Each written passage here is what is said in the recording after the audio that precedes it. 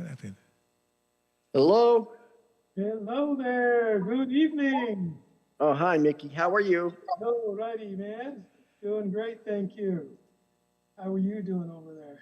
I am fine. All right. Oh, we're That's getting, you, Mary. Hey, let me get off. okay, I have to, You shouldn't even. You can be on the you can There you keep go, Mary. video in front. hello? Yeah. Okay, Mike. Everything is online now. Okay. All right. So we're on. Good evening. Good evening. Good evening. My name is Michael Dale Campbell, and it's my pleasure to welcome you this evening. We're off to a start. This is Natural Health Enthusiasts Group, and we have a tremendous opportunity tonight to learn some more so that we can be healthier than we were the day before and the week before and the years before. And so we want to thank you all for coming out. We believe there's others coming on to join us tonight.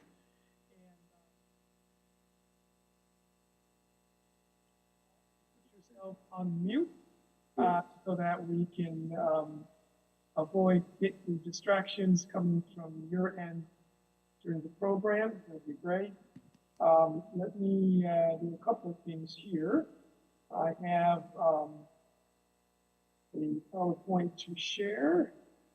And we'll get that open here.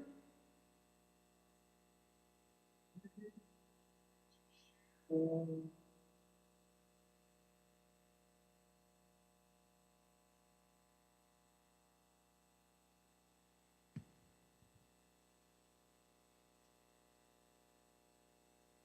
all right, so we've got this going here, and I hope you can see this screen coming up. Hopefully it'll show up in the right time here. All right, so welcome to the Natural Health Learn and Share Meetup. We're going to have our video right after we do this tonight, but this is our, I think it's our 97th Health Meetup. And we are sponsored by Community Outreach Inc. and hosted by the All Nations Fellowship Seventh-day Adventist Church. You need your picture on. It's really a pleasure for us. You need your picture on. Ministry. You need your picture on, Frey. Okay, so we're hearing voices. Yes, your video. We're hearing voices coming through. Sorry. Yeah, and so we do have tonight just a quick reminder regarding the blue zones and the lifestyle of these five areas around the world. It's lifestyle that makes the difference. Without medication, living into the hundreds of years old.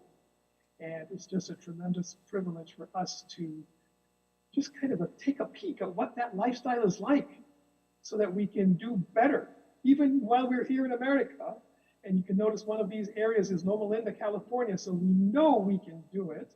And our initiative right now is to look into how can we have a virtual blue zone where we meet here once a month, or maybe even more frequently, so that we can come together and share our experiences, share the health improvements that we've made. And so tonight, as we look into the lifestyle led out by Dr. Rick Howard. He's a naturopath out of Ohio, and just a tremendous wealth of knowledge. And what those of you who are here for the first time, or if not even for the first time, this is a portion of our team planners that come together each week, and we study, we ask questions, we learn, and we live. And as a result of that, we have a tremendous opportunity to have testimonies of significant health improvements. And so I'm going to stop my slides right here and ask our tech Barry to share our video. And immediately after that, we'll have our opening prayer by Maria Hartung. Do you ever feel the need for more energy, vitality, and a greater sense of well-being? Then stay tuned. We are natural health enthusiasts with yet another delicious recipe of best practices in holistic lifestyle health. Our natural health planners, sponsors, presenters, and friends compile and share the simplest, most natural discoveries and practices targeted to restoring and maintaining energy, as well as a sense of well-being that we all want in our daily lives. It has been said that health is a state of complete harmony of the body, mind, and spirit. Therefore, through the practice of the 8 laws of natural health, integrated with evidence-based research, we see a world empowered by Christ's love that is passionately seeking to be its healthiest in body, mind, and soul. And that's why we're so glad you've chosen to be here. Join us each month to help us celebrate the Creator for the resources and knowledge that consistently optimize His gift of natural healing in our bodies. We thank our hosts at the All Nations Fellowship Seventh-day Adventist Church in partnership with Community Outreach Incorporated for providing this one-of-a-kind opportunity that helps us all live healthier tomorrow than we are today, every single day. And now, ladies and gentlemen, here's your Natural Health Meetup presenting team for this life-enhancing edition.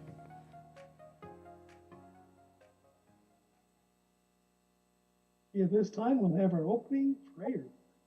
Okay. Can everyone hear me? Yes, loud and clear. Thank you. Okay. Please, everyone, close your eyes and let's have a word of prayer. Our Father, which art in heaven, thank you for this wonderful day.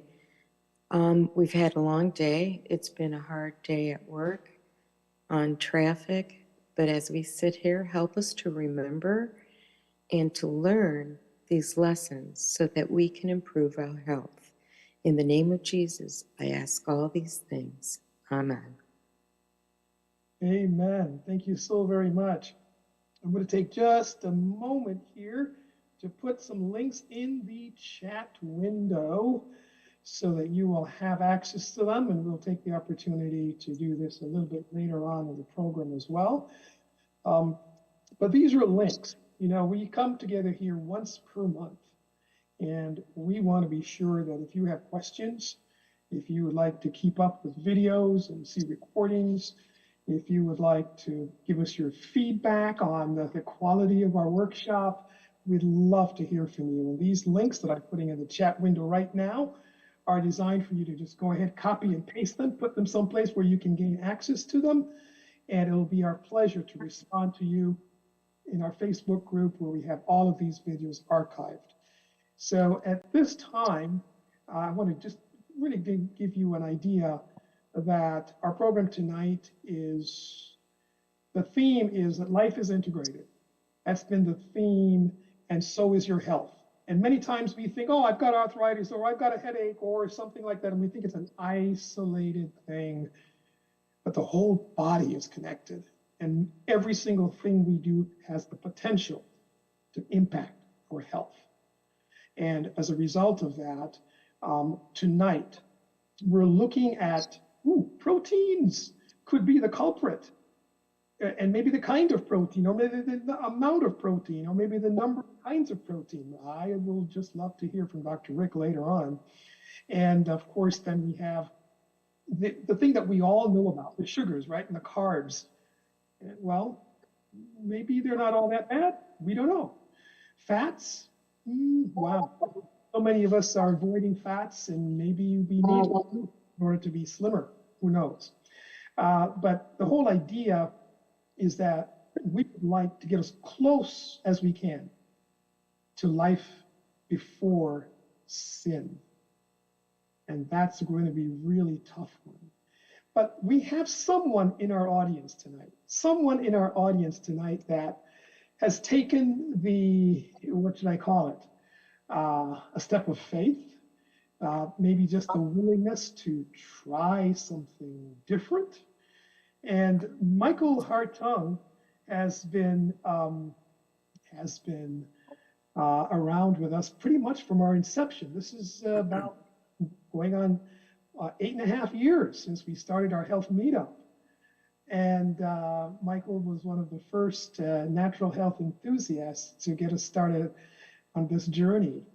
And Michael, you mentioned something just a few days ago, something that you've been suffering with, something that you've been, so tell us a little bit about your ability to play the guitar and how your health was a factor in playing your guitar. Okay. Um, Hang on a second. Mary, mute that, please. Let me try that again. No. Oh, you're trying to mute her? Yeah, I can go into another room. Should I be able to come on with the video or Yes. like I can do it this way? I was just curious. You can, love to see you, because I think. Michael, Dale. Yeah, that'll be part of the message if you Oh, I can. can't hear anything now. I'll get out. I'll get out. Okay, I'm sorry, Michael. We both turned you down. So, okay. Okay, forgive me for, all right, let me continue here. I have learned so much from our health meetups. I have been trying over these years to apply what I can, especially the things that seem to matter to my personal health. Now, I know I'm going to talk about my hands, I'm going to talk about my guitar, but I want to say something. And Michael, you just said about everything being connected. Yes. Gut health is one of the most important things I have found out about and tried different things, trial and error, to see what happens. So my diet, my gut health, when we're clogged, the bacterias and other harmful things, they multiply in our body and they affect our skin, our bones, our joints, and our abilities to do things, our thinking, our emotions. And so the gut health and keeping ourselves regular and keeping ourselves detoxed is the most important thing.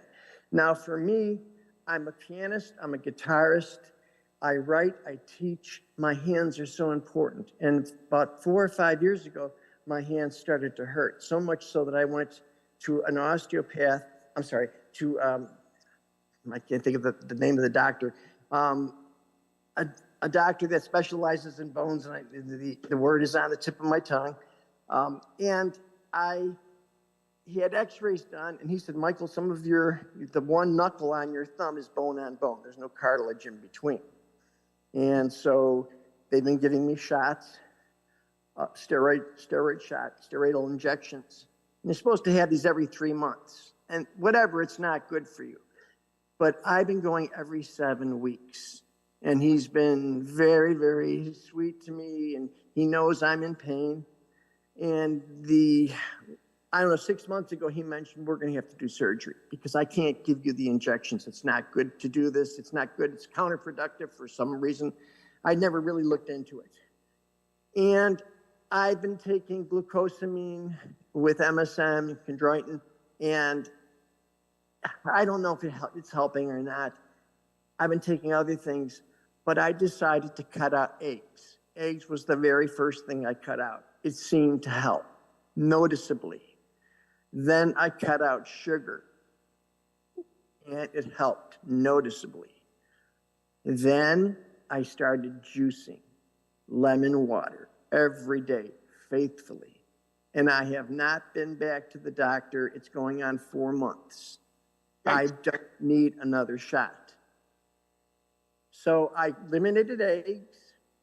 It seemed to help. I eliminated sugar. It seemed to help. And like I've said, sugar is one of the most addictive substances that we go into with blinders on because we don't realize how it's addictive. But the third and final thing, and the one thing that has seemed to have mattered the most and made the most difference in my outcome, most noticeable difference, is the lemon water every day. Wow. So 4 months, going on 4 months. 4 months, and I don't need another shot. I'm not even thinking about it. Where at 6.5 weeks, I was crying because I wanted to go get another shot. Yeah. And Painful injection. Oh my goodness. Well, Michael, I mean, you've been around, you come to these pretty much every month, even when we were meeting in person, and I know you try things and you study things and you ask lots of questions and because you want to understand. And I would love, and Dr. Rick is going to come up next. And That's who I want to hear from right now, because he heard from me when we talked about the eggs. But Yeah. now it's such a difference that no matter how much they gave, as far as the injection could never give me the relief I have now. Wow. Wow. So I wanted to throw that in because I think that's important. Wow. Well, thank you so very much. And we Absolutely. Thank you, Mike. Or Dale, thank you so much. And Dr. Rick, I'm looking forward to hearing your response here. Very soon. Phenomenal. So Dr. Rick Howard is here. Just for those who are here for the first time, this is, let's see, this is the third naturopath that I've had a really good relationship with. Years ago, Dr. Curtis Golden, then Dr. Michael Junta, who is, whenever he can make it, he does come. But Dr. Rick Howard has been with us now for several months. I want to say it's probably close to a year. And he plans with us, he strategizes with us, and he teaches us. Oh, it's amazing. And those of you who would like to become aficionados like we are, 7 a.m. on Sunday morning is when we get together and cash some of these things out. Dr. Rick, the lemon water, the eggs gone, and the sugar gone from the diet. What was happening there? How come his hands, and now he can play the guitar and the piano without pain? What's going on? So that is part of what we're going to talk about Mm-hmm. this evening, is what different foods do. And so when you have joint pain, what they call arthritis pain, etc., you're talking mainly about protein, okay? So when egg, even though it's not the most inflaming type of protein, we're not quite as bad as let's say meats. It is still quite high in protein. And so what happens is when your body has to process high amounts of protein and the nephrons get damage in the kidneys, then it causes waste throughout the body, all the joints, everywhere blood has to pass and waste has to pass. It kind of causes a problem, and you'll find, oh, I can't really get, relief like I should. For some reason, my back, my knee, it goes all over because it's a systemic problem. And so what the ultimate, without going through all the boring details, uric acid begins to build up, which is the kind of end result of protein metabolism. You get uric acid built up, and it causes protein crystals and calcium misuse throughout the body, and it just causes havoc. So lemons, thank you God, and ginger can neutralize uric acid. And so you get a very, very swift sense of relief when you use lemon and ginger, and I use turmeric with that as well. And boy, it just neutralizes the uric acid and allows the body to function more normally. Now, just to answer a question that you didn't really ask, the cortisol shots that you were getting actually will break down the bones. That's why they don't want you to have them for so long. They will actually begin to break down the bones and cause more inflammation in the long run. So I didn't know that, Dr. Rick. No one mentioned that, but thank you. Yeah, they just say, oh, you can't do very long, but that is why. So cortisol not only stops the adrenal glands from working well, which is right above the kidneys, right? Which the kidneys and the adrenal glands function together, but the cortisol also disrupts, the bone metabolism, and so you don't get the help you should. So the kidneys, and between that and high protein diet and other things, you're in a pickle there. But once you cut down on the protein, the eggs, then you give the lemon water to neutralize uric acid. You give your kidneys some relief, or you're swimming again. And you should have heard him in the concert we had Saturday night. Pain-free. So thank you so very much for answering that query, Dr. Rick. And I know you have some things in store for us, right? I know you have some nuggets to share about lifestyle, and I think it's something to do with the holidays. Did I get that right? Yeah, we're going to go to that real quick because Okay. I know I have too much stuff, as I usually do. But we're going to, and let me share this, and then I'll get it on the right place. Let's see.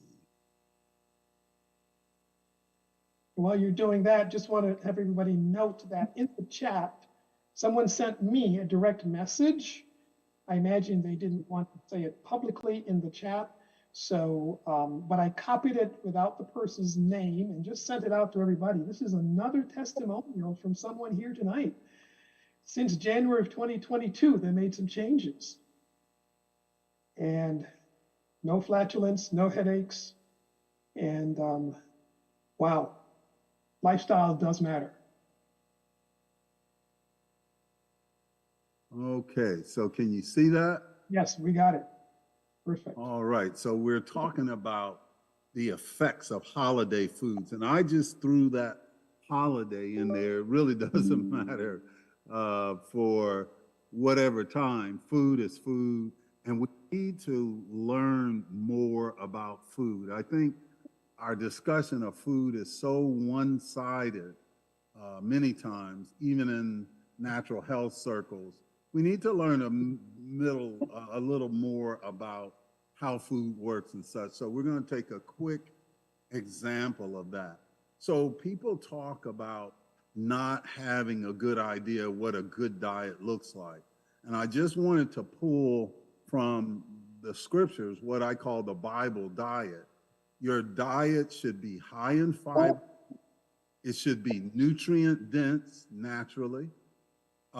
Low calorie, naturally low calorie, naturally low protein, low in fat, naturally, and plant-based. And the Bible recommends a carbohydrate diet. So if you were wondering, hey, what should my diet look like? The questions has been answered a long time ago, right? So that is what your diet should, that's the outline of the diet, okay? So it couldn't be that carbohydrates are a villain if this is what God is recommending. And you'll find that in Genesis 1, etc. Okay? So I'm not going to try to get you to read this, but what it's giving a study that was done by NIH, and it was a mega study that used several studies. They used the Nurses' Health Study and some others. And they analyzed the food intake of 65,000 people in the Nurses' Health Study and examined their diets and their health outcomes and all of that. And what they found is very interesting. They found that a plant-based diet, and this is the point that I want to make. They not just grouped it all as a plant-based diet. They compared what they call a healthy plant-based diet versus a unhealthy plant-based diet. So we have to pay attention to that, don't we? That just because I'm eating plant-based diet doesn't mean that it's healthy, okay? So they rated these things, and the higher scores on the unhealthy plant-based diet index indicated more refined foods, refined grains, sugary drinks. Look at this next one, fruit juice. What? Fruit juice, potatoes, sweets, and desserts. So they're saying when you score high on that kind of food, you're going to have problems. Okay? So the next little blurb is saying those who had lower cardiovascular disease, and they were also measuring the effects on the environment, lower greenhouse emissions, use of cropland, less use of water, less use of fertilizer than those with the unhealthy diets and animal-based diets. So the participants who ate an unhealthy diet experienced a higher risk of cardiovascular disease and other problems, maybe just not as high as those who ate animal foods. But it tells you, it's a warning sign that there is a particular pattern for animal foods or plant-based diets that we should pay attention to. So we really want to look into that, and as well on how it affects the our environment. So this is summing this part up. It says the findings reinforce earlier studies showing that diets higher in animal foods, and guess what, people? Fish is an animal too, right? Chicken is an animal, and I wish we could talk about that someday. Especially red and processed meats have greater adverse environmental impacts than plant-based diets. So their whole thing was, because our human health not only depends on, quote unquote, what we eat, but it also depends on how well we take care of our planet. So that is stewardship in the broadest sense, that God is showing stewardship is what's needed to take care of these things. And so the study was supported by the NIH, and there was other studies that were included, and there's a whole list of things. So I just wanted to throw in a little information that there's, I guess you could say, some validation for how God tells us to eat, and as well how that takes care of the planet. So here are the types of foods, and fiber is not a food, but it, we'll see, critical. And that's what can make fruit juice a problem. When they take out all the fiber, fruit juice can become a severe problem. But you have three types of foods: sugar or carbohydrates, proteins, and then fats. So if we quickly look at each of these, there's a good side and what I call a dark side, right? Sugar is that's the body's main source of energy. If don't be fooled by the rhetoric. If you eat only protein and fat, your body will take protein or fat and make sugar out of it, right? So neoglucogenesis is the technical name for it, but it's not using protein and fats as fuel. It's utilizing those and then changing them into glucose, and then the body go ahead and functions like it was planned to. So it's energizing. It gives us a natural high. It's sweet. There are really 4 types of sugars, and if anybody knows anything about polysaccharides, there have been a lot of studies showing polysaccharides being used to combat cancer. So that's an interesting, almost oxymoron, that sugar can be used to treat and cure cancer.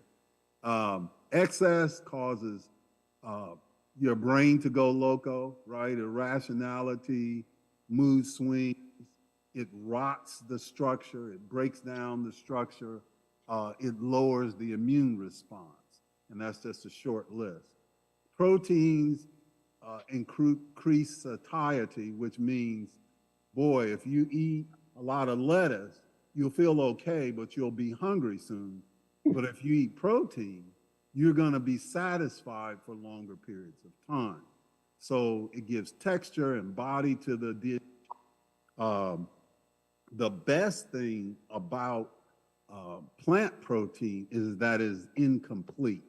Animal proteins are only complete because they have already been processed by someone, namely the animal. So it adds vigor, and there's a lot of other ins and outs to that. Because plant protein is incomplete, the body that can take the protein, the amino acids that it needs, make up the dishes, the protein that it needs, and easily discard the waste without damaging the kidney. You cannot do that with animal proteins. So excess protein stresses the organ, namely the kidneys, but the heart as well, and the brain, so on and so forth. We'll talk a little more about that. Rots the bone. So almost any food that you overeat is going to rot the structure. Causes inflammation, acidifies the body, which has a lot of implications. We'll try to talk about that a little bit. And it also, too much protein will give you a lower immune response. In fact, too much of any food will give you a lower immune response. And same way with fat, satiety levels, flavor, insulation. We know well about how fat insulates us, right? Yep. And so, but there's a lot of structural things that we need fat for, particularly for our brains, our hormones, and other things. So you cannot boycott fat. So just as we believe Father, Son, and Holy Spirit, there's 3 types of foods, which is reflective of his divine nature and character. So I'm going to rush through this to some food tips, okay? And Before you do that, Dr. Rick, I'm just going to interrupt just briefly, because if anyone has a question that they're thinking about and they would like to ask, feel free to put the question in the chat window, and we'll pick it up as we go through. And we will have time for Q&A, but in the meantime, if you have a question that comes to mind, please feel free to put them in the chat window so we can actually put them on our list to be answered. Food tips is next. Dr. Rick. okay, so this is a quickie, but this gives you 4 main rules of healthy eating. And so I try to consolidate some of this stuff when I do things like this. So I'm always, giving broad response. So basically, you want 4 things to consider. You want a balanced diet. The alkaline and acid balance is critical to your gut immunity, your brain function, your blood, your bones. I mean, everything almost depends on this acid-base balance. And your kidneys is the organ that really puts this into play. So if you don't eat the right base balance of foods, boy, you are asking for kidney dysfunction, which most people already have. So there are food combining guidelines. Of course, you don't want to overeat, so you want proper quantities of food, which holidays is almost boycotting proper quantities, right? You want a variety of food, but not a wide variety. So just 3 or 4 food types. So broccoli and cabbage are one food type, okay? You see it? So salad, depending on what you have in it, is one food type. So the next thing you want to be is conscious of when you eat, the eating mode, the right food at the right time, fresh, high quality food, don't overcook, and ignore fads and follow God's diet. Okay? The third thing is conscious eating. And let me just say this. You may not be where you want to be in your diet. Believe me, God is not going to stone you because you're not there yet. But you cannot give up conscious eating. In other words, you should be plotting a direction and plotting a way to move forward to the next level. So eat for strength, it says in the book of Proverbs, not for drunkenness. Okay, I substituted that for taste, right? Literally, if you eat the wrong way, your brain will tend towards drunkenness. Know your strengths and weaknesses. Eat with a clear mind, okay? Study to improve yourself. And the fourth one is the pleasure of eating. We don't want eating to become boring, okay? So eat foods that match your goals. The food absolutely should taste good. And then when you decided that you're eating to match your goals, you can eat without guilt. And then reevaluate regularly, okay? Those are 4 kind of rules for this. I want to just take a quick look at this. I'm going to spend a lot of time. I just wanted to show you this. Foods that are on the pH spectrum. So generally, you want to eat foods. People say, where should I be? In the middle? Or should I be on the top? Or should I be on the bottom? I'm going to show you a slide next to show you, but look at where things fall. So if you're out on the extremes, you've got oils, you've got pops, soda pops, and salt and things like that, and you've got meats and popcorn and stuff. Those are on the acidic ends, cheese. So those foods are foods that you really want to kind of steer away from, okay? Whereas, surprisingly for some people, soy milk is kind of moderately acidic, and that's because it comes from a bean.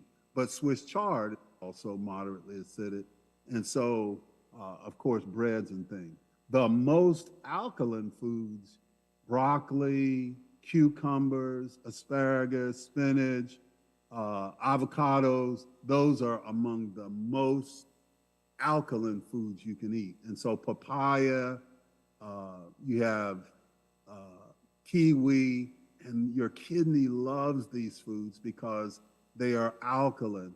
And lemon is the only aionic food that basically, when you first cut it open, it's absolutely neutral.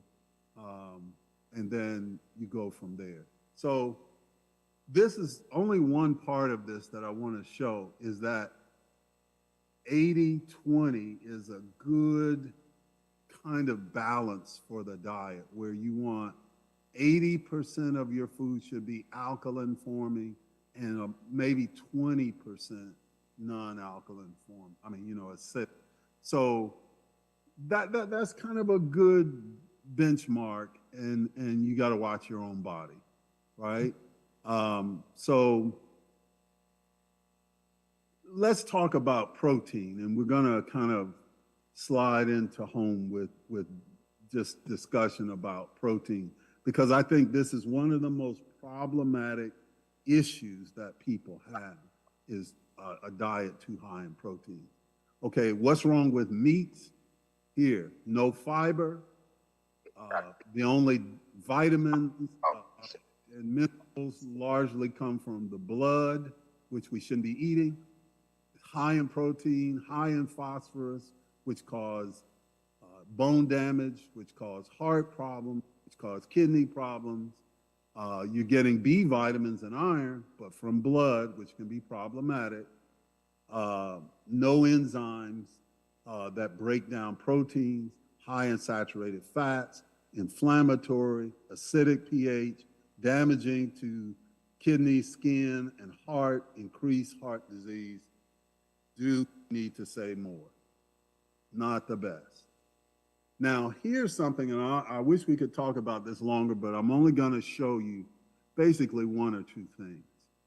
Most people don't think about the transit time for how long your food stays in your stomach and also in your intestines.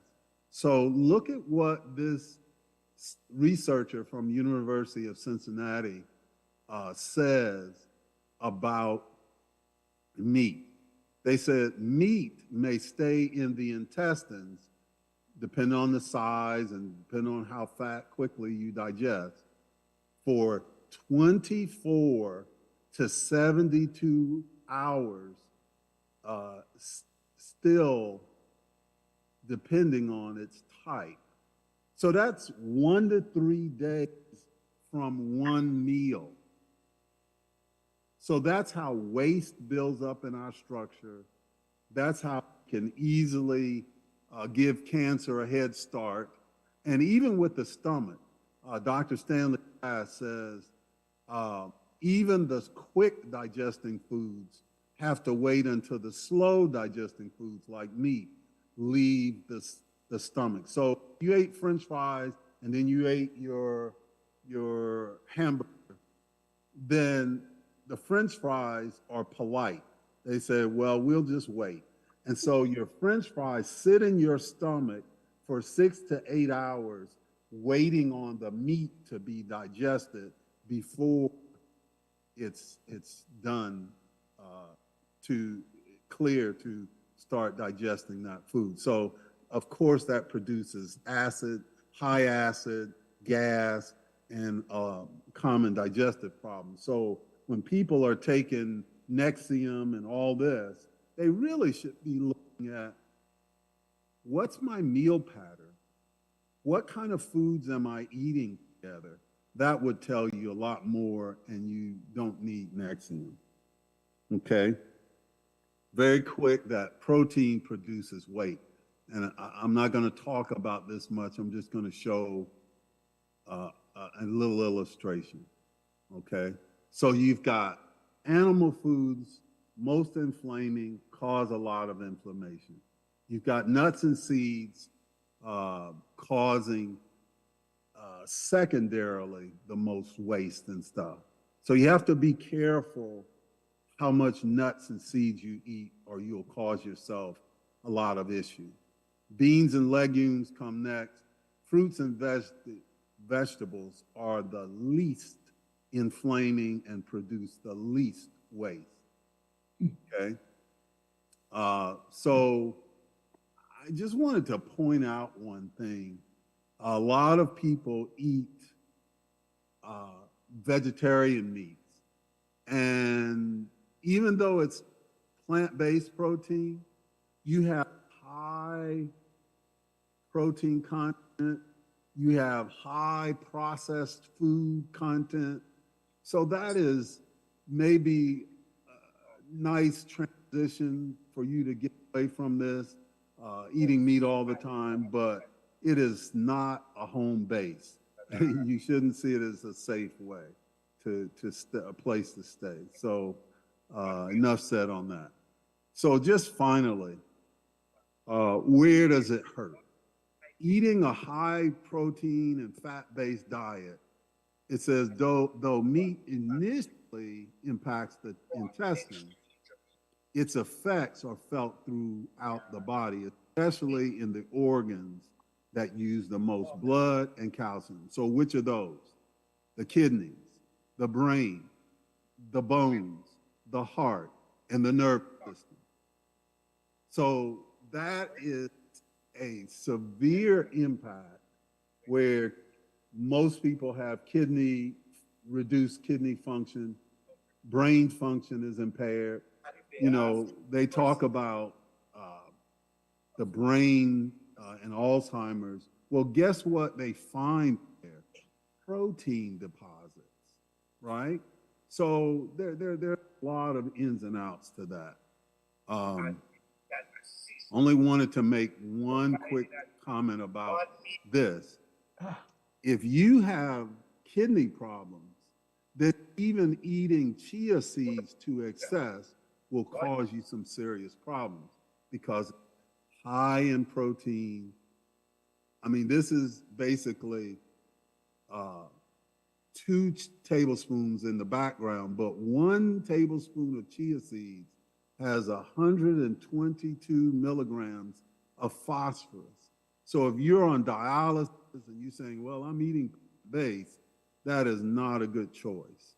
If your kidneys are not functioning well, that is not a good thing.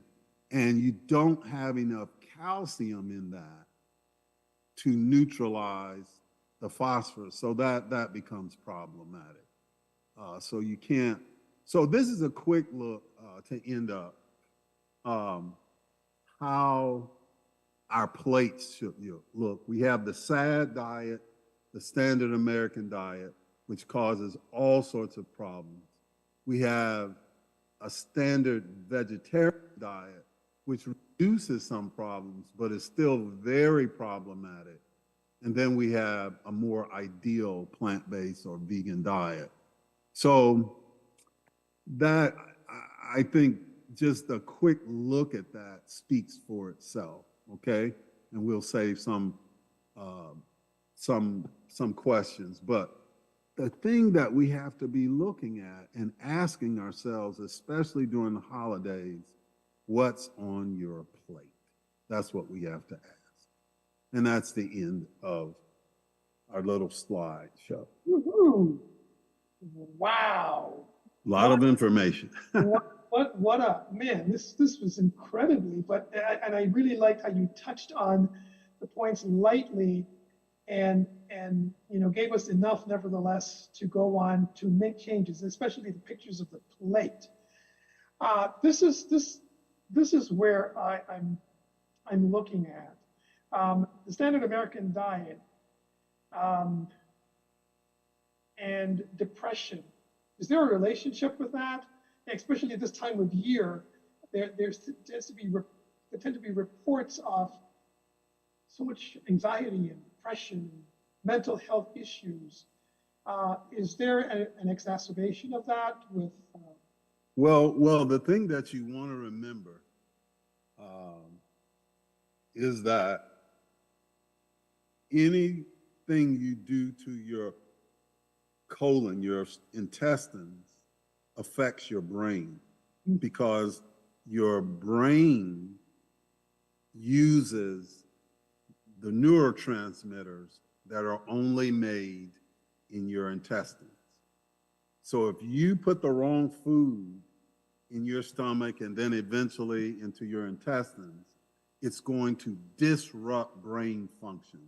And one of the things that adds to that is that one of the main neurotransmitters is serotonin, which is what? When you don't have enough serotonin and it's not processed properly, depression, anxiety, all of that, right? And then in the brain, serotonin is processed to become melatonin. So that means usually when you have stomach problems, or as it's so-called, intestinal distress, then it's usually saying that you're not going to sleep well either. So yes, they are connected. Thank you so very much. And I just want our attendees, friends here that are listening, and maybe they have some questions. Questions are lurking in your mind. Feel free to put them in the chat. All right, but at this point in time, I do want you to feel free to unmute or raise your hand electronically, digitally here in the Zoom screens, and just pose a question for Dr. Rick, because I do know that there's so many things that. So Dr. Rick, this evening for my dinner, I had a piece of Japanese sweet potato, a very small piece. I had an avocado. I had a slice of the plantain fruit, not the leaves, but the fruit. And I had a little detox salad, which we'll be sharing the recipe for in a few minutes. But that was my dinner at 5 o'clock. And so in terms of the timing and the composition of a dinner like that, it was fairly simple in my opinion. How does that fare in the healthier side of the spectrum? Well, one of the slides that I cut out of the presentation, and maybe we'll look at it sometime, is a rough estimate of the time you should be eating certain foods. So it depends on how high on the ladder you want to climb, right? I mean, roughly from 6 a.m. to 2 p.m. roughly is the time for protein, okay? So from 2 p.m. to, according to this thing that I found, around 8 p.m. is the rough time for carbohydrates, okay? So as you know, most foods are not singular, they are mixes of foods. Like broccoli is a higher protein food than you would think because there's amino acids in there. So if you had 100 grams of broccoli and 100 grams of steak, you'd have probably,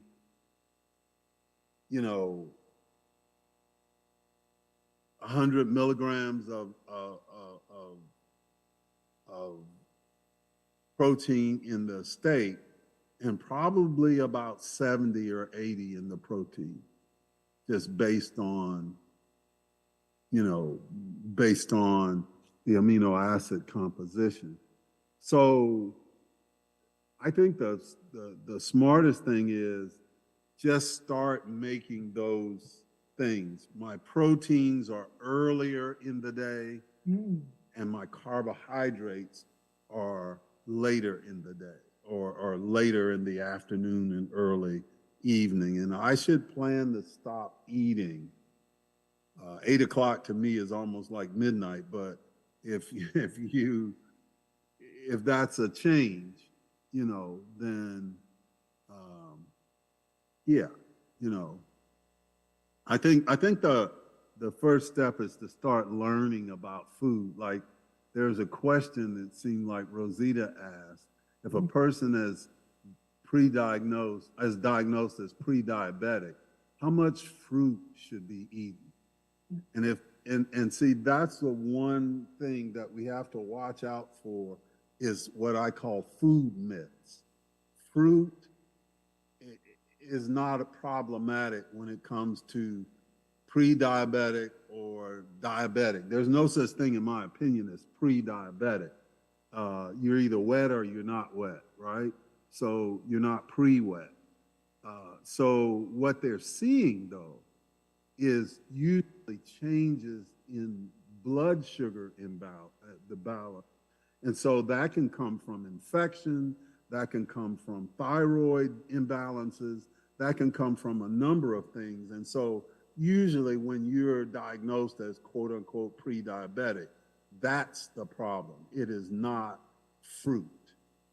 Fruit is good. I prefer that you eat, whole fruit that you have to chew or cut fruit. You get worse as you process that. I mean, I eat smoothies occasionally, but, down to juice, fiber extracted juices are the worst. So how much fruit should be eaten? I remember the study that was done, one professor from Harvard, the other one from Yale, and they actually took their diabetic patients to the supermarket and had them shopping for any fruit they wanted. Yeah. And really, it was really getting away from processed foods that was the big issue for most of the participants in that study. The whole foods seem to actually heal the body, even though they are fruits and tend to have some natural sugars. Well, the sugars are not really, I mean, I think that there was a lot of complaint about fructose and all of this. The fiber in whole foods and whole fruit, except, not in flesh foods, of course, animal foods, but in whole foods, the fiber actually allows the insulin to go in and blood sugar to go in the cells where it needs to be. So eating a high diet higher in fiber, even if it's fruit, is going to help, not hurt. Fantastic. Fantastic. Okay, any other questions for Dr. Rick before we move on to our next part of our program? Yes. Yes, Linda. Hi. Hi, Michael. Hi, everybody. Hi, doctor. Good evening. I have a question about H. pylori. Uh-huh. What causes H. pylori? It just loves life. It loves to live. So H. pylori it's just a common bacteria. Okay. So here's the rub. When you have a good balance of the bacteria that your gut needs, H. pylori is no problem whatsoever. If it's pointed out as overpopulating, that's simply saying, well, it's telling me two things. It's saying you have an imbalance in your gut, and you're also not eating a good enough variety of foods. And even most people who eat plant-based don't eat a great enough variety of foods to help themselves. So each variety of food, each type of food actually contributes a slightly different bacterial balance to the gut and creates this community of bacterial flora. So when you have a population that's mostly H. pylori, that's saying you're living in a gut environment that's overpopulated by one type of bacteria too much, and it causes problems. We need diversity of bacteria. So sometimes you can use probiotics, get away from some refined foods and animal foods, especially eggs eggs and meats that are often have salmonella and those types of things. If you see something that says fruit has salmonella or something, it's only because that fruit or vegetable was contaminated with animal waste, which happens all the time. That's the only way that it can get that way. So, yes, it means you need some probiotics and a greater diversity of whole, unprocessed foods that will help you. And if I'm not mistaken, the prebiotics really come with a lot of the fiber from fruits and vegetables, correct? Correct. And beans. Yeah, and beans as well. Even butyrate, which is what helps make short-chain fatty acids, can come from whole grains. It's just that, boy, whole grains are kind of rare these days in our grocery store environment. Even if you eat oatmeal, the oatmeal has been processed and blanched and cooked, so it's not the thing. Same way with rice. So you have to really look carefully to get the right things. But eating a variety of foods and plant-based foods will help that. But if you have an overpopulation of H. pylori, then I would do things to get rid of bacterial and viral actors in my system with some herbs, and then I would also use some probiotics to reseed my gut. Wow. Thank you for that. Glenda, I hope that answers your question. Yes, yes, it did. Oh, But, Do I have, I'm sorry. yeah, I want to know if I had a moment to ask one more, Michael. It was yes, something you and I were discussing about the prebiotics, and I think it would go real good with what Dr. Rick is saying right now. yes. I was able to get a hold of a supplement from Dr. Gundry, who was out of Loma Linda. And it is, Michael and I were talking about this. Dr. Rick, it's a prebiotic, a probiotic, and a postbiotic. That was the one I couldn't think of, Dale, when we were talking. Just curious, I don't want to take a lot of time here from you, but I'm not familiar with postbiotic, and I was wondering if you could just give a reasonable, fast explanation between what's prebiotic, probiotic, and postbiotic. So all they're doing is imitating what you do when you eat an apple, a pear, or whatever. There are some products that are fibers that help set the environment for the bacteria to grow. They call those prebiotic. When they call them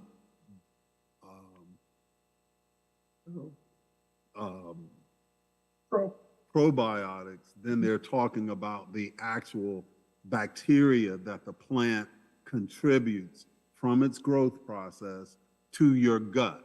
Okay. So now you've got the prebiotic and then the probiotic, and the postbiotic is that part of the plant that helps finalize that process. So if you are eating plenty of apples, pears, other plants, you're getting prebiotics, postbiotics, and probiotics. Okay. Thank you. Thank you very much. Thank you for everything this evening, Dr. Rick. It's always a wealth of information. Amen. That's fantastic. Janine has a question in the chat, and I think it comes down to the oats damaging DNA was a question, and because she was trying to do that to get in the fiber box and have a go-to thing for the morning to avoid the eggs and things that her trainer was trying to recommend. And she said to stand still now, she says, and you had mentioned oats. I think you may have something more to say about that in your answer. But Janine, let's see if we can answer her question.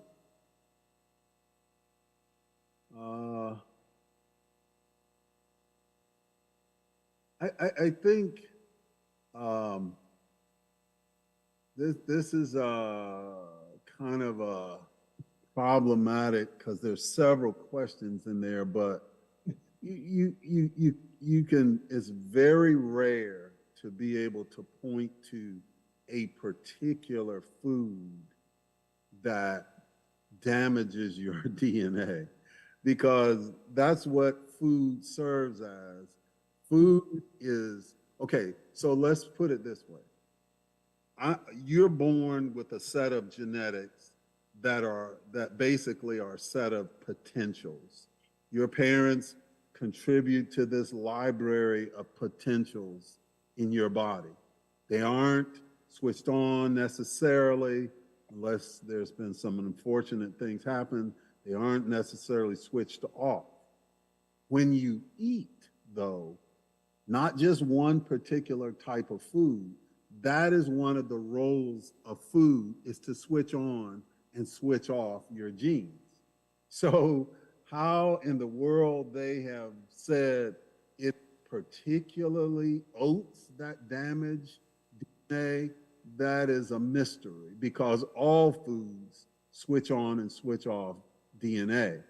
And your particular body is subject to more or less from certain types of foods based on how your heritage is. So I don't, if you find yourself sensitive to a certain type of food, then that's one thing.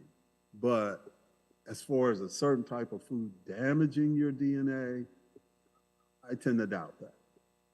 Because Right? Building muscle has to do more with the processing of protein than the amount of protein that you get. So I tell people, yeah, we do things to assess your protein utilization. And let's say if you have an infection and that infection is manifested itself somewhere in your body, then you're going to need usually proteolytic enzymes that help your body recover by helping your body process process protein more quickly, which will build bone, build hair, build nails in a more rapid way. So if you're trying to build muscle, amino acids, a good amino acid supplement, and digestive enzymes are going to give you the quickest results. I could not say, though, that a particular type of food is going to do damage. I couldn't say that. wow, that's a big leap to look at foods that way as damaging. And I know that there is a factor of glutathione production in the body, but the mitochondria, where a lot of the DNA repair is a result of that. And most of the healthy foods now, I must say, Dr. Rick, one of the things that I think sometimes in the last several months, Janine, yes, exactly. I was just about to bring that up. Yeah, she just put it in the chat. They were referring to the glyphosate. Yes. Yeah, all right, now that makes sense, because these are disruptors. These are endocrine disruptors, if you will, in many cases, and free radicals. So, Dr. Rick, even though we're suggesting fruits and veggies, how do we prepare them? How do we make sure that they're at least minimized in their content of toxins? Well, I think that two things that we pointed out in the beginning. You want to be eating as unprocessed food as possible. That's what you want to aim for. Sometimes if I'm buying things and I don't know where they come from, I would, especially previously more than I do now, but I will make a vinegar and water rinse, leave it in there for just a few minutes, and that gets some of the junk off of those. Most organic fruits and vegetables, you wouldn't see glyphosate in those. That's when they're using things like Roundup and that type of thing. But you got to remember, though, that the CDC has said that 97% of the people in North America have been infected by Epstein-Barr, okay, which is mononucleosis, we used to call it in the old days.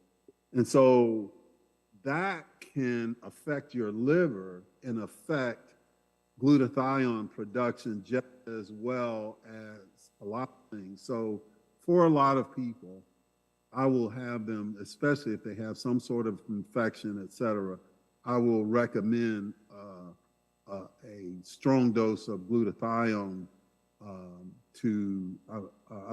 of NAC to help with glutathione production.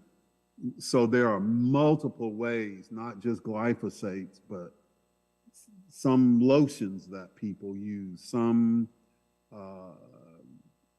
other household products can be endocrine disruptors as well. So again, it's a very difficult thing to pinpoint it to one thing and say, this is the thing. but glyphosate is a serious consideration, and you want to be careful of how you eat and what you eat and all of that. Yeah, I thank you so very much, Dr. Rick. And for those who are not familiar with glyphosate as a name, as a chemical, that's where, what is it, insecticide, pesticide. Yeah, like Roundup. Roundup. For those of you who may not have used Roundup, there's a tremendous amount of research on the harmful effects of this chemical. And I just came across another one, which I'll try to find in the chat before we wrap this up. I'm going to share my screen because I think this might be helpful. And I know I get a little flack at home. We started doing this really a lot during COVID, and it was a little bit of a scare, a little bit of fear. We didn't know where food was coming from, and we sneezed on it or whatever. But this slide that I'm showing you here, I took this just today. And these are the fruits that we got for our house. These will all be gone in a few days, except for the lemons. They'll be around a lot longer. But you will notice there's something in water here. This is baking soda or vinegar, and just soaking them for 15 to 20 minutes helps to leach away a lot of this. And of course, we try to rinse them off with filtered water so that it's not the tap water with all the chemicals in the tap water as well. But this I do regardless of whether it's organic or not. And yeah. Well, the baking soda is less caustic. It's really a highly alkaline. So if you're going to use vinegar in water, you don't leave it that long, or you'll see the color coming off the food. So, yeah. Yeah, that's right. Yeah, well, thank you so very much. So I think that was it for the questions that came in. I do have one other question that came in a little bit before the program for somebody who'd like to get an answer when they see it in Facebook. Seasons and foods. It is recommended that we should eat foods during their season in our local area. Is that a myth, or is that something we should do our best to support? Well, I think if you trace it back, right, you'll find there's a simple reason for that, and there's some truth in it because, okay, so maybe 150 years ago, 90% of the U.S. was rural based. So most people grew their own food, et cetera, et cetera.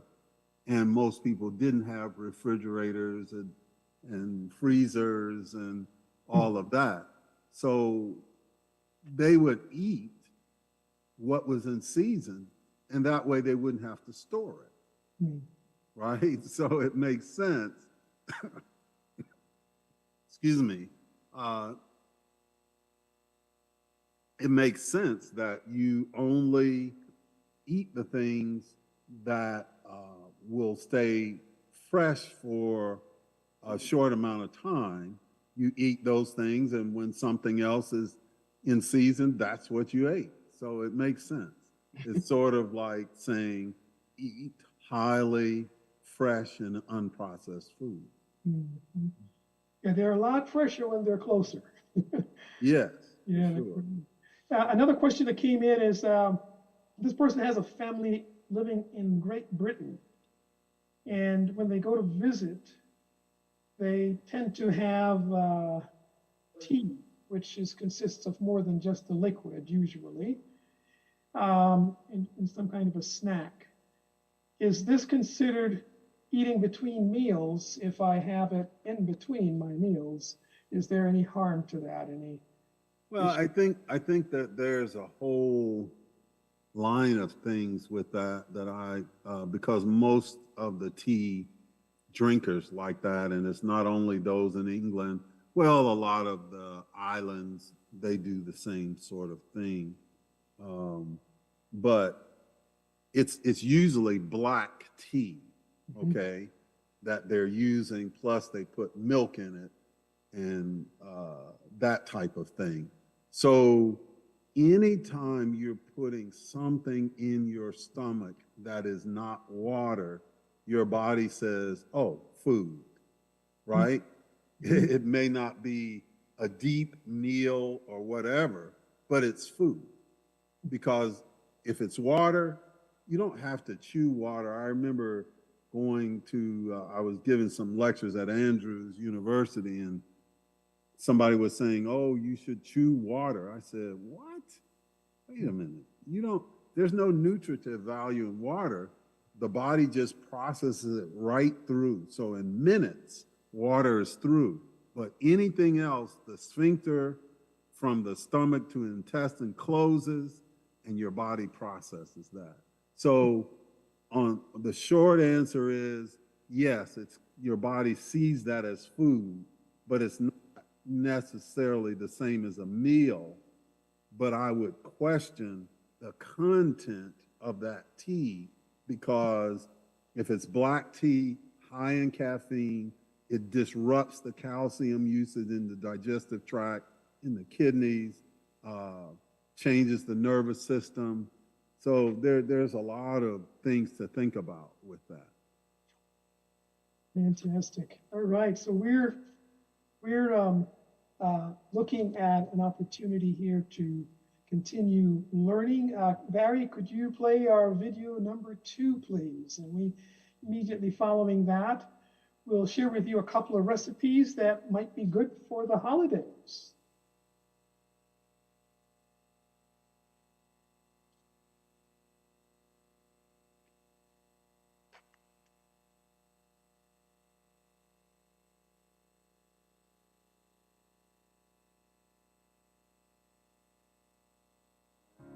We're thrilled that you're attending this edition of your Natural Health Meetup.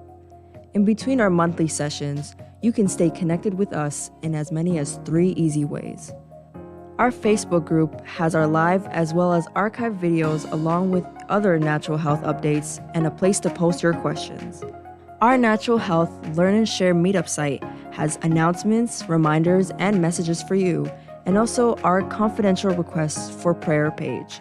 We love to pray for you and any concerns of life that you may have. Use the link on the screen to stay connected for any one of these or all 3. So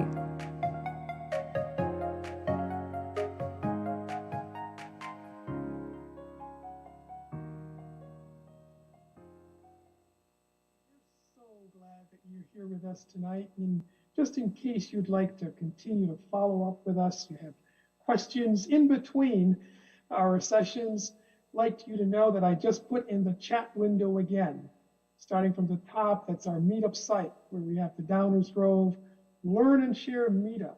It's an outreach ministry of the All Nations Fellowship Church and operated through our nonprofit. And then, of course, we have our Facebook group, where you can actually find all of our videos for many years going back, archived for your perusal, for you to look at. And then we also have regular posting almost every week with updates. I just posted this evening in the Facebook group a recipe that we're going to share with you, and it's a chia seed pudding. And I noticed Dr. Rick brought that up. I don't know if he was aware we were going to do that or not, but says if you have kidney issues, it may not be a good idea. At least maybe we can revisit that topic.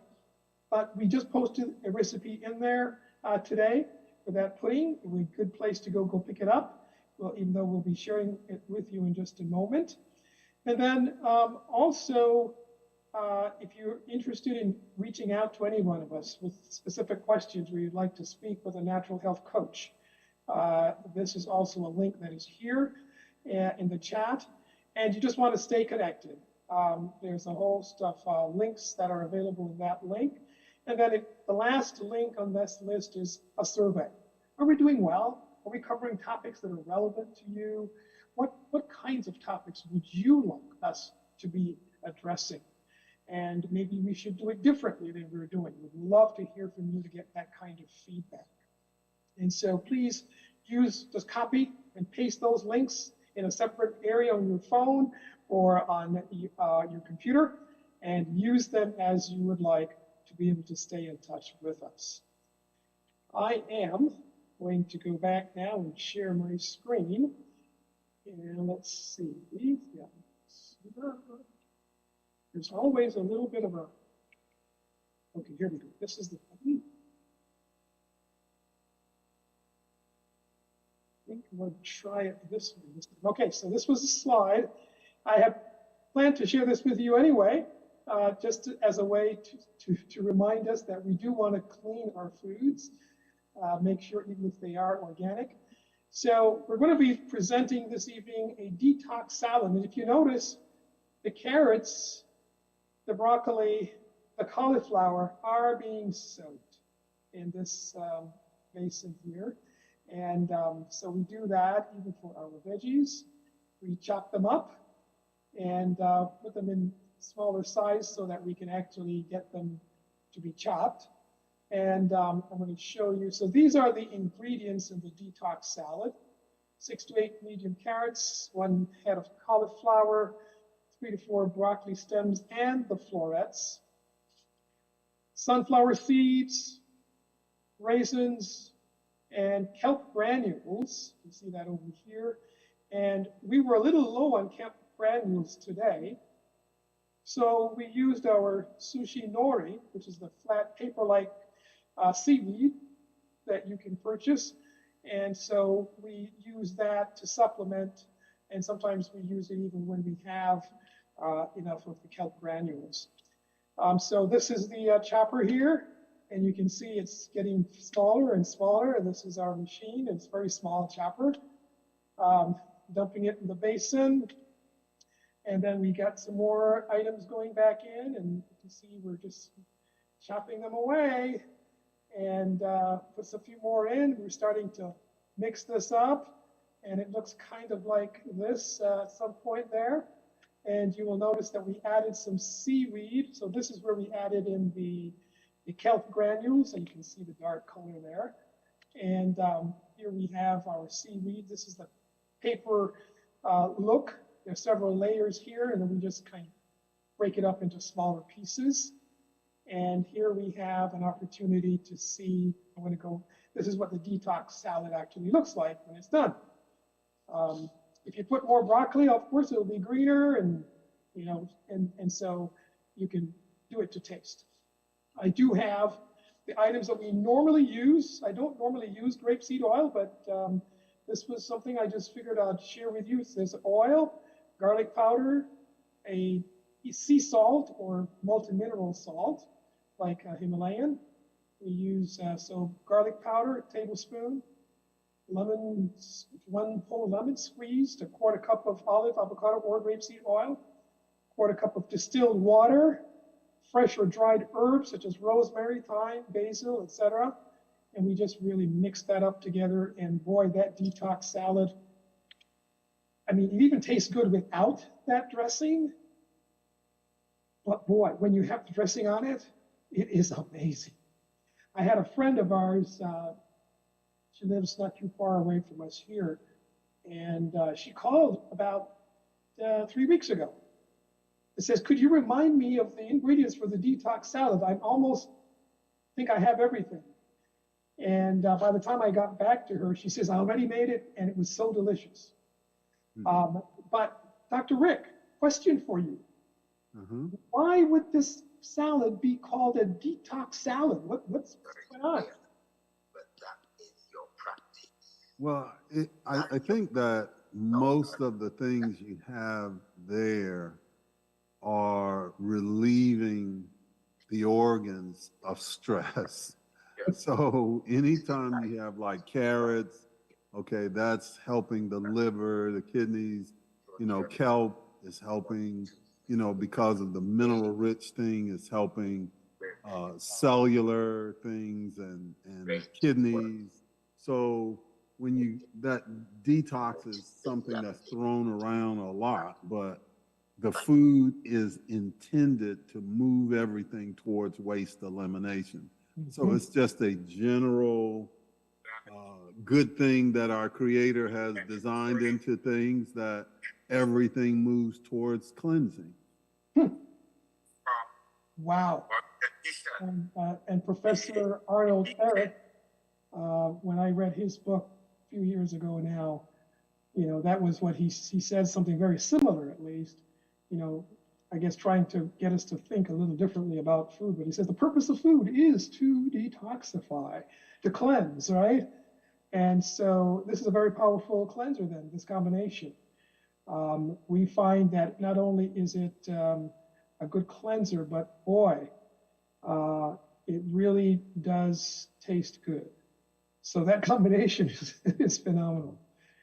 And we have one other recipe to share with you. And unfortunately, let me see if I hope I know where I can find it. Wow, I'm drawing a blank on where it is. Oh, let me find it. I said it was in the Facebook group, so let me go there and find it. We had someone that was going to actually prepare it for us and share it, and they were not able to do that. But I do want to share this recipe because I like Dr. Rick's feedback on it. And let's see. Wow, I am losing my. Oh, here we go. Okay. There we go. I think I can make it bigger. Maybe not. All right, so I want to share what I have, and I'll read the ingredients off so you can hear them. And those of you who are in Facebook, you can actually go ahead and pick that recipe right off of the Facebook group. Let's see now. Get back to Zoom. Here we go. Coming up. Okay, Donna, did you have a question for us? Because I noticed you were unmuting. Okay. No, not this evening. Thank you. I'm listening intently. I missed the recipe.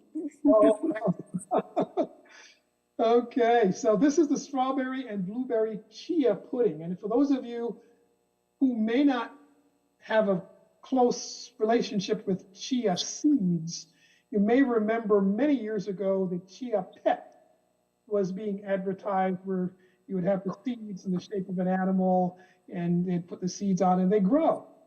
Well, chia is very tiny seeds, black seeds, and wow, they're so powerful. They're packed with nutrition. This recipe calls for unsweetened coconut milk, vanilla extract, maple date syrup, which is optional, the chia seeds, strawberries, blueberries, pecans or walnuts, coconut flakes for the topping. And, combining the coconut milk, vanilla, date syrup if used, and stir that, add the chia seeds, and Strawberries too. you may have to help me with what the chia seeds actually do. They swell, I know, and they get gel-like. So it kind of gets a little jello-like, and that's why it's called pudding. Oh, no. Oh, no. It's going to get slimy. Forget it. Oh. You're coming in, Barry. Can you turn the mics off? You ruined it. We're getting people. I don't do chia, you know that, right? Okay. All right. So the let's see. And so that mixture sits in the refrigerator for 15 to 30 minutes, and you can leave it overnight if you like. Dr. Rick, any opinions on this recipe? I know you mentioned these chia seeds earlier with regards to kidney issues. Yeah, I just think that there's nothing we should eat or take, ingest without thinking. You don't start a journey without saying, where are you and where are you going? Yeah. So if you know that you're starting out already with kidney issues and, 1 to 2 tablespoons of chia seeds has quite a bit of protein, and you're using cups a quarter cup of chia seed. Just keep conscious that, okay, you can't eat, you wouldn't want to eat a whole lot of that if you have kidney issues. But if you don't, it should be okay. Mm-hmm. Mm-hmm. And I have tasted this pudding. We had a program at our church a few weeks ago, and the person who made this pudding actually provided that, and it was really great. It was really, really great. And this picture doesn't do it justice, and we'll try to get a better picture to put in our Facebook group. But one of the things that I do know is that it's packed with fruit. It's packed with coconut milk, and you can use oat milk if you like. That's also an option, and so on. And but this, as a holiday dessert, can actually be promoting good health with the combinations that we have here. And just wanting to be sure that that we have an opportunity to share with you more recipes. If you have a recipe that you would like to share with this group, we will encourage you to use those links that we put in the chat window so that you can reach out to us and just let us know. If you are in our WhatsApp group or in our Natural Health Meetup group, feel free to also send us that information there. So at this time, we are just really overjoyed that we have had an opportunity to share with you and that you had many of your questions answered. We are going to remind you that this is December. In January of 2024, our next health meetup is going to be the 9th of January. It's going to be the second Tuesday. And we're going to ask that you plan on joining us. In the meantime, we look forward to hearing any questions. And we're not going to stop the show right now completely. We're actually going to have a closing prayer. So those who would like to go, that'd be fine. But we have our mixer. This is a time where we just kind of stop the recording. We get a chance to put our cameras on and talk very frankly about what's going on. What's going on in your life that's challenged you? What are some of the roadblocks with regards to your health? And even if you'd like to request prayer, we'd love for you to take the time to just hang around and chat with us for a few minutes. So let's bow our heads for a closing prayer. Dear God, just thanking you so much for today. Thanking you so much because the nature that you've created, the resources that you've given us to be healthy, we've been called away. We're so distracted. God, we ask that you will give us the power to make the right choices, especially during this holiday season when the temptations increase, not only for the kinds of foods, but for the amount that we consume and for the combinations that are so attractive. We ask, Lord, that you will keep us living simply, humbly, and naturally, without any processing, as much as we can. We ask, Lord, that you will bless those who've attended tonight, bless those who couldn't make it. Allow our holidays, Lord, to be healthier in so many ways than they've been before, but allow us, Lord, on the other side of the holidays, that we, as a result of the lifestyle and the choices that we're making, that we will also be healthier and happier than even before the holidays. Thank you so much for being with us tonight. And let us all be a blessing as we receive these blessings. In Jesus' name we pray. Amen. Amen. Amen.